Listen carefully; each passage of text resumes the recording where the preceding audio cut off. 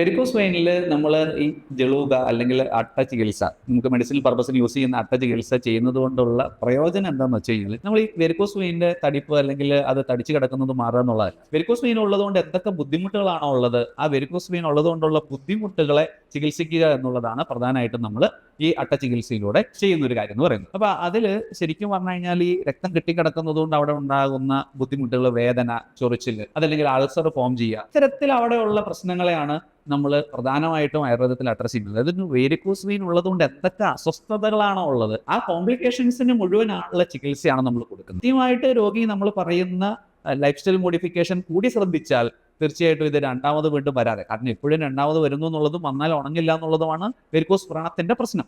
ഈ പ്രശ്നത്തെ നമുക്ക് 100% അഡ്രസ് ചെയ്യാൻ പറ്റും. ആ തടിച്ചു കിടക്കുന്ന വെയിൻ അതുപോലെ തന്നെ കിടക്കുകയാണ് നമ്മുടെ ചികിത്സയിൽ സംഭവിക്കുന്നത്, അല്ലാതെ അതിന് തിരിച്ച് റിവേഴ്സൽ ഇല്ല. പക്ഷേ ഈ വെരിക്കോസ് വെയിൻ്റെ തടിപ്പ് കൊണ്ടുണ്ടായിട്ടുള്ള എല്ലാ കോംപ്ലിക്കേഷൻസിനെയും സമഗ്രമായ ആയുർവേദ ചികിത്സ കൊണ്ട് നമുക്ക് പരിപൂർണമായ രീതിയിൽ സൗഖ്യം കൊടുക്കാനായിട്ട് സാധിക്കും.